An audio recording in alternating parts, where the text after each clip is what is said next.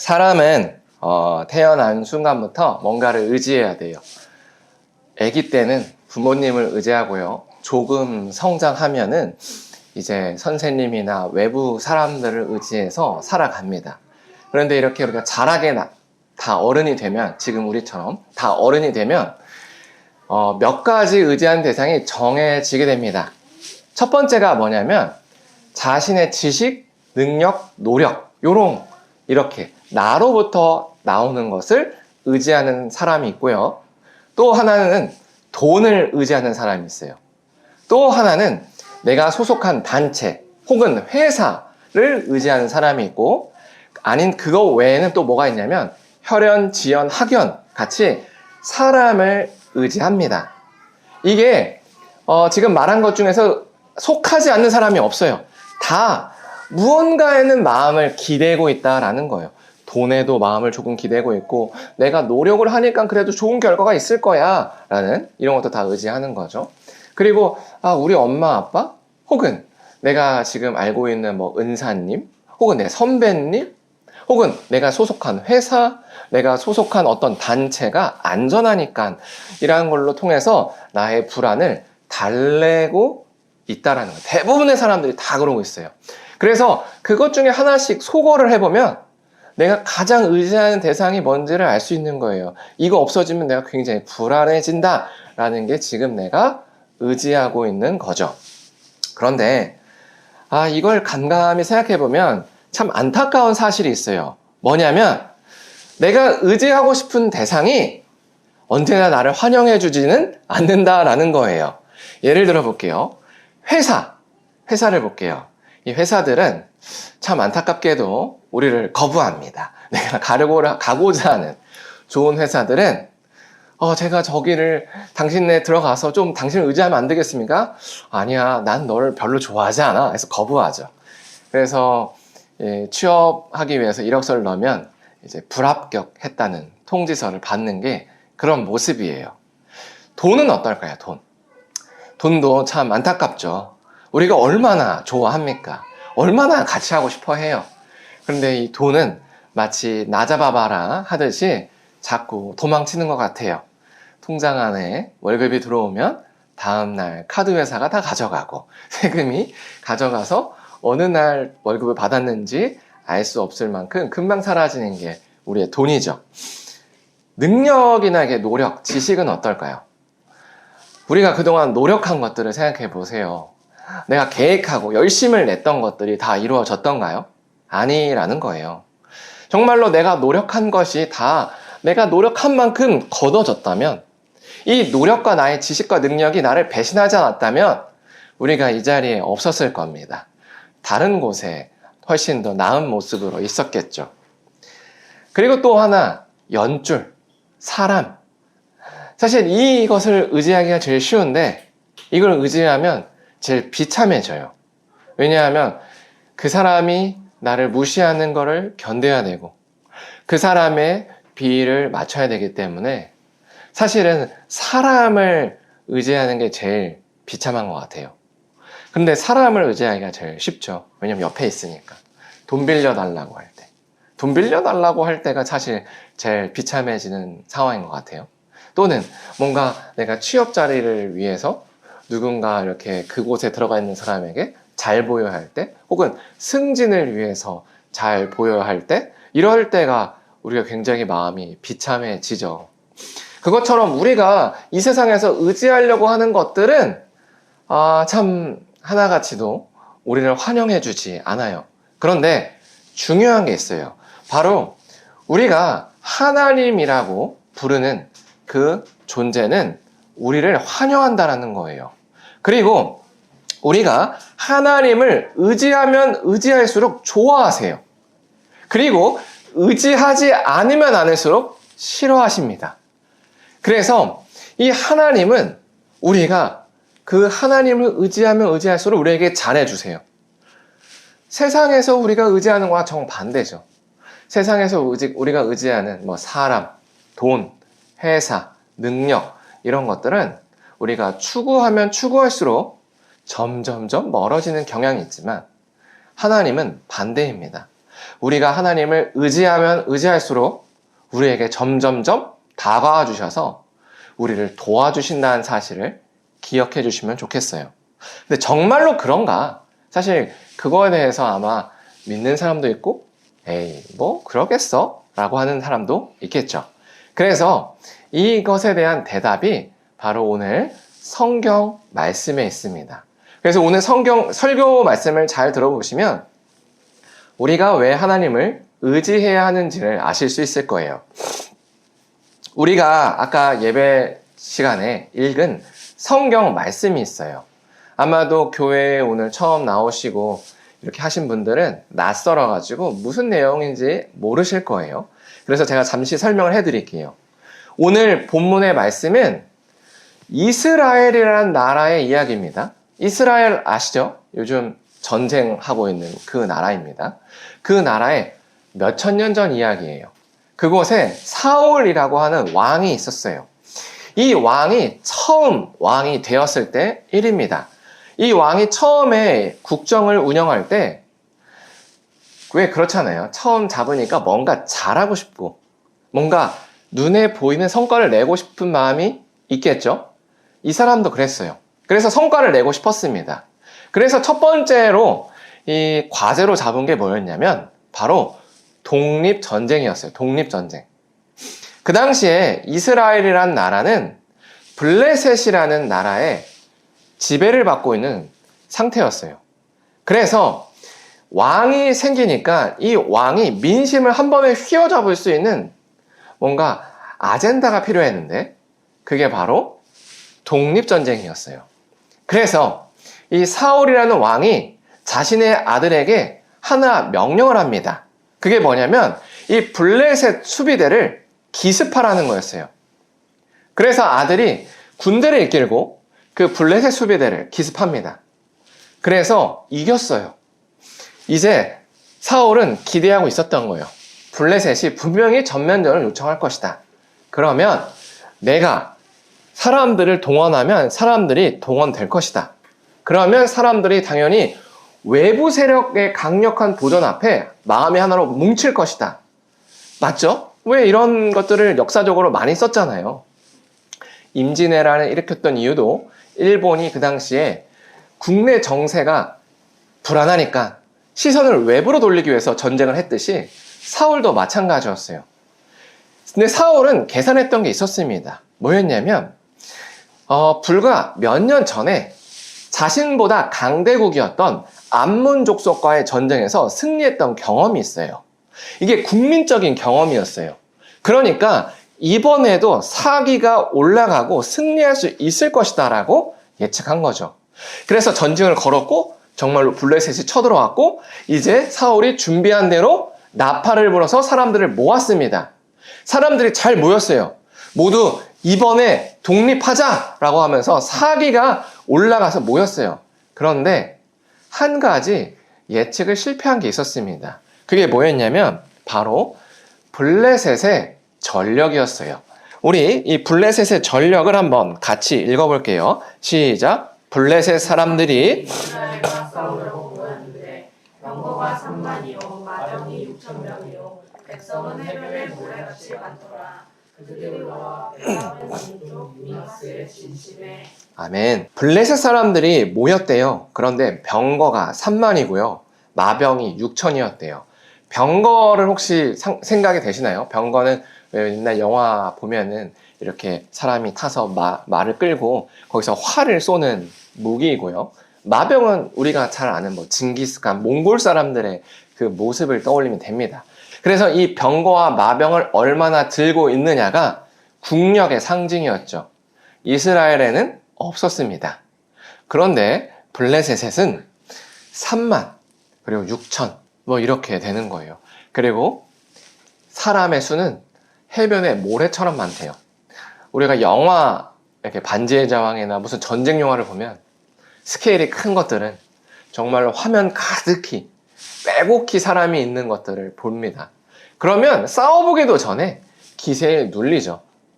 그러면 벌써 사기가 떨어지고 군인들이 이탈합니다. 이스라엘 사람들도 그랬던 거죠. 사울은 이제야 후회하게 된 겁니다. 내가 괜한 짓을 했구나. 내가 너무 자만했구나. 왜냐면 사람들이 이렇게 떠나고 내가 벌집을 건드렸다는 걸 안 순간 내가 사고를 쳤다라는 걸 깨닫게 되는 거죠.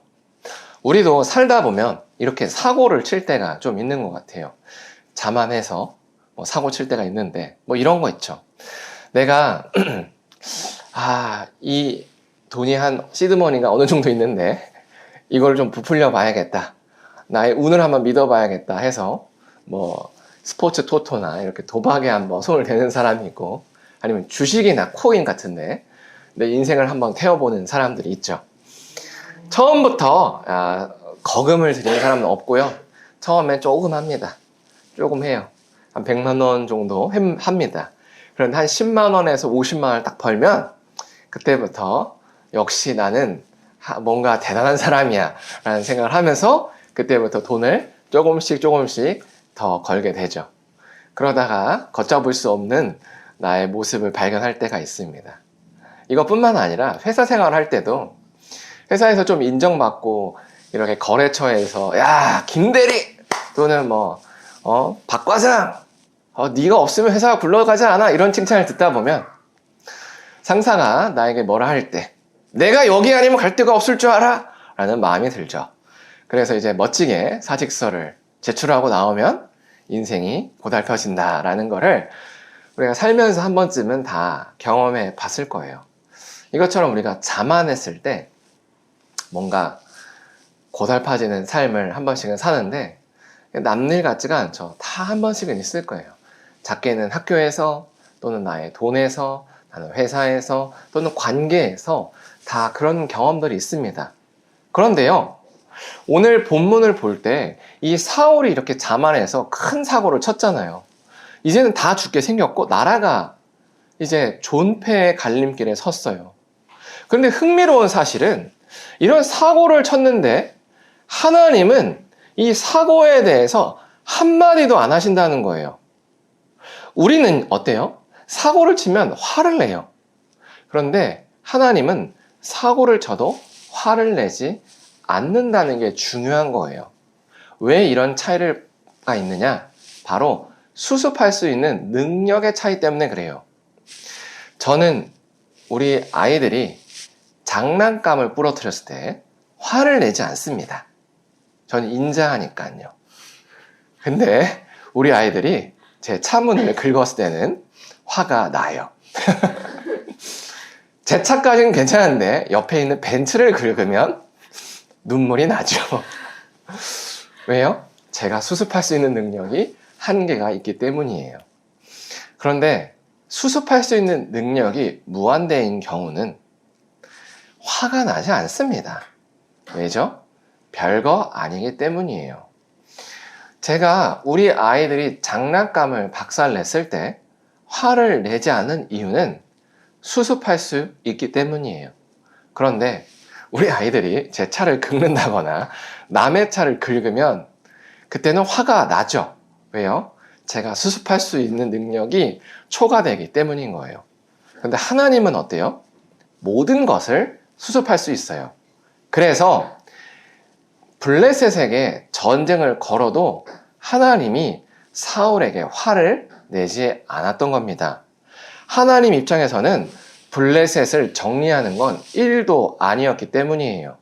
그런데 하나님이 화를 내는 포인트가 있어요. 그게 뭐냐면 사고를 치는 게 아니라 사고를 쳤을 때 하나님을 의지하지 않을 때입니다. 우리랑 다르다는 거예요. 우리는 누가 사고를 쳤을 때 나에게 책임지라 그러면 화가 나지만 하나님은 사고를 쳤는데 하나님께 의지를 안 할 때 화가 나신다라는 거죠. 그 내용이 바로 오늘 본문에 있습니다. 사울이 이번 전쟁을 통해서 하나님께 버림을 받아요. 근데 왜 버림을 받으냐면 전쟁을 일으켜서가 아니라 수습할 수 없는 전쟁을 일으켰는데도 하나님을 의지하지 않아서예요. 어떻게 된 거냐면 이런 거예요. 아까 군인들이 막 흩어진다고 했죠. 그러니까 사울의 마음이 어떨까요? 흔들리는 거죠.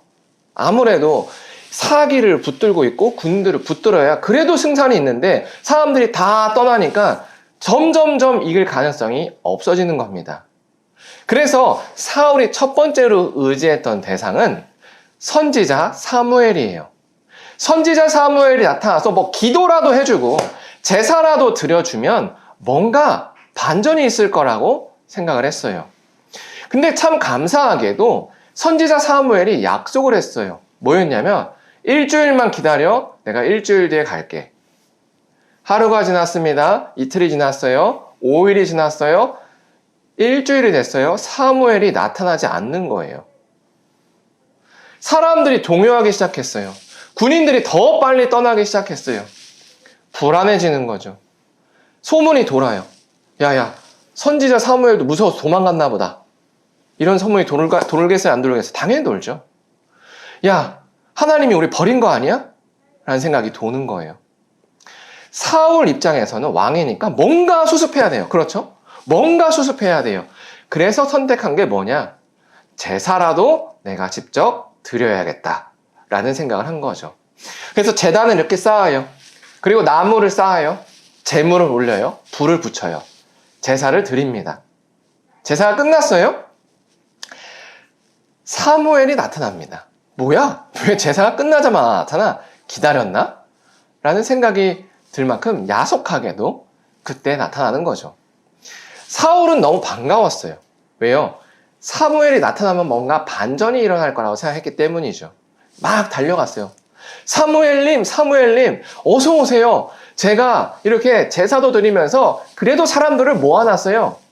사무엘이 칭찬할 줄 알았어요. 근데 사무엘이 칭찬은 안 하고 책망을 합니다. 지금 뭐 하는 겁니까? 황당하죠.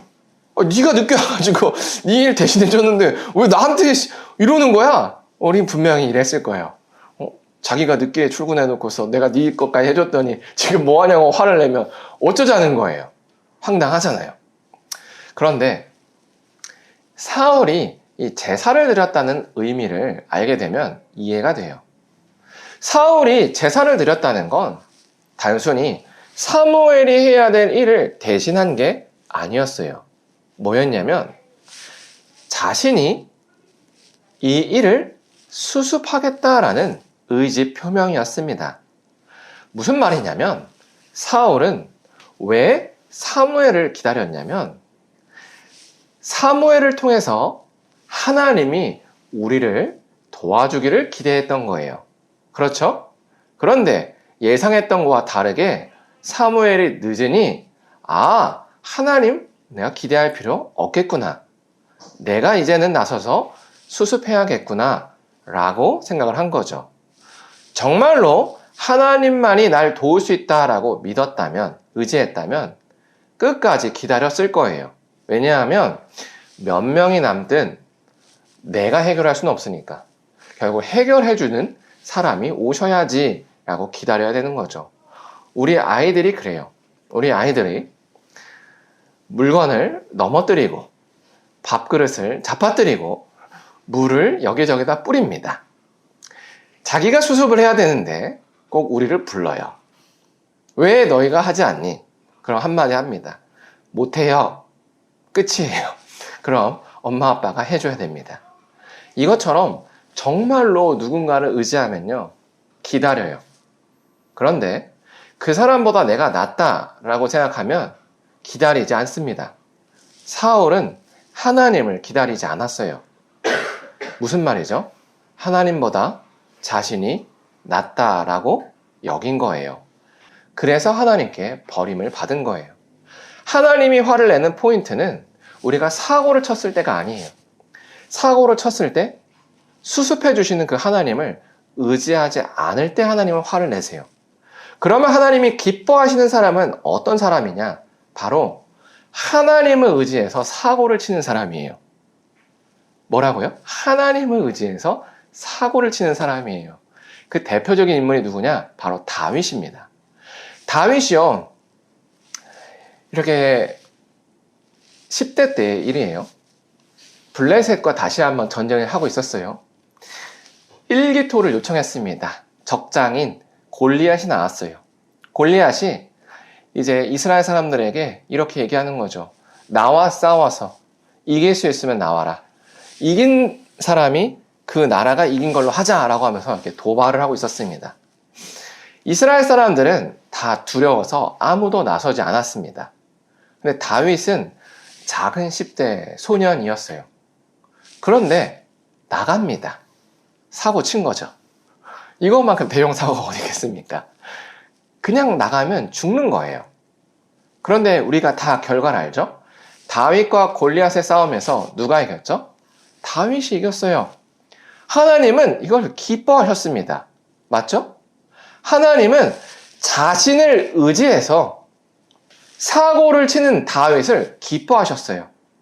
하나님은 이걸 왜 기뻐하셨을까요? 바로 자신이 드러나기 때문이에요. 하나님은 그래서 하나님을 의지해서 사고 치는 사람을 정말로 기뻐합니다. 왜냐하면 하나님은 하나님이 드러나기를 원하시기 때문이에요. 반면에 사울은 어땠어요? 하나님이 드러날 수 있게끔 세팅도 다 해놓으셨어요. 큰 블레셋이 전쟁을 전면전을 신청했고 군사들이 떠나갔고 사무엘도 늦었어요. 여기서 만약 사울이 다윗처럼 그래 내가 죽든 살든 하나님 한번 의지해보자. 하나님이 어떻게 구원하신지 볼 거야. 나 끝까지 기다릴 거야. 했으면 하나님 기뻐하셨을 거예요. 하나님이 놀라운 방법으로 블레셋을 없애는 것을 보여주실 수 있었기 때문이죠. 근데 사울은 그렇게 안 했습니다. 하지만 다윗은 어떻게 했어요? 내가 만군의 여호와의 이름으로 나간다라고 골리앗에게 달려갔어요. 근데 만약에 자기 죽으면 어떻게 해요? 하나님의 이름이 땅에 떨어지지 않겠습니까? 하나님의 이름으로 나아간다고 했는데 진짜 골리앗한테 죽으면 어떻게 해요?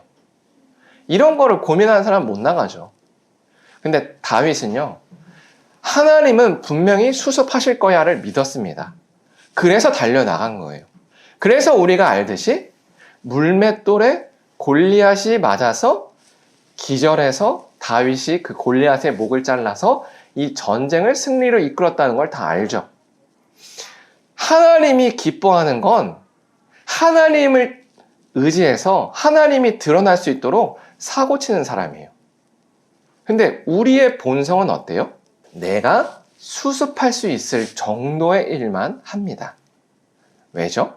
하나님을 의지하지 않기 때문이에요. 그래서 하나님은 오늘 본문을 통해서 우리에게 이렇게 요청하시는 거예요. 나를 믿어라. 수습은 내가 한다. 너희가 수습하는 게 아니라 내가 한다. 나를 믿어야 산다. 라고 얘기하시는 거죠. 제가 지금까지 제가 살아왔던 길을 돌아봤을 때 제가 살아남은 이유를 알겠더라고요. 오늘 본문을 보니까 내가 살아남았던 이유는 내가 하나님을 의지해서 사고를 많이 쳤구나. 그래서 되려 하나님이 기뻐하셨구나 라는 생각이 들더라고요. 아마 아시는 분은 알겠지만 제가 정말 하나님이 우리를 채워주시는지를 경험한다고 무일푼으로 아내와 독일로 이렇게 나간 적도 있고, 또 첫 번째 아들을 낳을 때 아내의 그 산후조리비를 헌금한 적도 있고, 그 외에 정말 신대원을 갈 때도 정말 빵원이 있었어요. 빵원. 신대원 갈 때도 빵원. 돈이 한 푼도 없었는데 하나님이 가라 하니까 순종해서 갔죠. 그러나 역시나 빚을 지지 않고 오히려 더 많은 누림을 가지고 나왔죠. 그리고 교회를 개척했을 때 지금 이렇게 사람이 모여있고 한데 처음에 우리가 개척했을 당시에는 예배당에 우리 가족만 있었고 돈도 없었고 아무것도 없었습니다. 그런데 하나님께서 하시겠지, 하나님께서 채우시겠지라고 믿고 그냥 시작을 한 거예요. 그렇게 보니 지금까지 걸어왔고 앞으로도 걸어갈 수 있어 보이는 거죠. 저는 오늘 이 본문의 말씀을 준비하면서 또 저의 삶을 돌아봤고 또 저의 삶이 해석이 잘 되더라고요. 그렇구나. 내가 지금까지 이렇게 걸어올 수 있었던 이유는 운이 좋아서가 아니라 오히려 하나님이 기뻐하신 선택을 해왔구나. 하나님은 자신이 드러날 수 있도록 자신을 의지해서 과감한 도전을 하는 사람을 기뻐하시구나. 그래서 내가 망하지 않고 지금까지 살았구나. 라는 거예요. 제가 오늘 설교를 통해서 여러분에게 도전을 드리고 싶은 건 바로 이겁니다. 우리가 설교 첫후에 내가 의지하는 것들을 나눴어요. 누군가는 회사, 소속된 단체, 돈, 자신의 능력, 노력, 아니면 사람, 이런 걸 의지합니다. 이런 걸 의지하면 반드시 비참해져요. 원하는 대로 안 돼요. 왜냐면 그들이 늘 날 환영하지 않기 때문인 거죠. 하지만 하나님은 오늘 본문에서 말했던 것처럼 우리에게 날 좀 의지해봐. 내가 수습해 줄게 라고 얘기해 주시는 거예요. 그래서 오늘 제가 도전을 드리는 건 바로 이거예요. 여러분, 여러분의 삶에 있는 과제들을 하나님께 맡겨보세요. 작은 것부터. 뭐가 있을까요? 정서가 있을 거예요. 내 마음속에 불안함, 걱정, 공허함, 이런 것들을 맡겨보세요. 어떻게 맡기냐? 이렇게 맡기는 거예요. 하나님, 제 마음이 불안합니다. 불안하지 않게 해주세요. 하나님, 제 마음이 공허합니다. 공허하지 않게 해주세요. 이게 바로 하나님께 맡기는 거죠. 그리고 기다리는 거예요. 하나님이 어떻게 이걸 채워주시는지. 그 다음이 뭘까요? 돈을 맡겨보는 거예요. 하나님, 제가 그동안은 이 돈을 의지해서 살았습니다. 그런데 이번에 하나님께 이 돈도 맡겨보겠습니다. 어떻게 맡기죠? 이웃을 베풀어 주는 거예요. 가난한 사람들에게 베풀어 주는 거죠. 내 옆에 있는 사람에게 밥 한 끼 안 사주고 커피 하나 안 사줬던 인색한 마음들을 없애고 그런 것들을 한번 먼저 다가가서 선물도 사주고 말도 걸어보고 이렇게 베풀어 보는 거죠. 그랬을 때 하나님이 내 삶을 궁색하게 만들지 아니면 더 형통하게 만들지를 보라는 거죠. 근데 하나님은 형통하게 하시겠다는 거예요. 왜요? 그래야 하나님이 드러나니까요. 이걸 원하시는 거예요. 그리고 또 하나는 미래를 맡겨보라는 겁니다. 우리의 미래 우리가 다 계획하잖아요. 내가 지금 나이가 이거니까 몇 년 뒤에는 뭘 해야 되고 몇 년 뒤에는 뭘 해야 되고 뭐 해야 되고 그래야 되겠지? 그런데 이거조차도 한번 맡겨보세요. 하나님께서 내가 뭔가 계획한 대로 사는 게 아니라 하나님께서 주시는 환경에 하나님이 기뻐하시는 거를 선택해 가보세요. 그럼 때로는 돌아가는 것 같아요. 그런데 우리를 돌게 만들면 다 이유가 있는 거예요. 더 좋은 미래로 인도하기 위해서죠. 저는 여러분들이 이것들을 다 경험해 보셨으면 좋겠어요. 그래야 여러분의 삶에 와, 정말 하나님 살아계시는구나. 이걸 느낄 수 있고 두 번째로는 여러분을 통해서 하나님이 드러나기 때문이에요. 하나님이 여러분들을 불러서 이 자리에 있는 겁니다. 그리고 이 메시지를 듣게 하세요. 그리고 요청하시는 건 뭐냐면 내가 너를 통해서 좀 세상에 드러나고 싶다라는 거죠. 그러려면 뭐 해야 돼요? 하나님을 의지해서 사고를 쳐야 된다는 거죠. 정서를 맡기시고 돈을 맡기시고 미래를 맡기셨으면 좋겠습니다.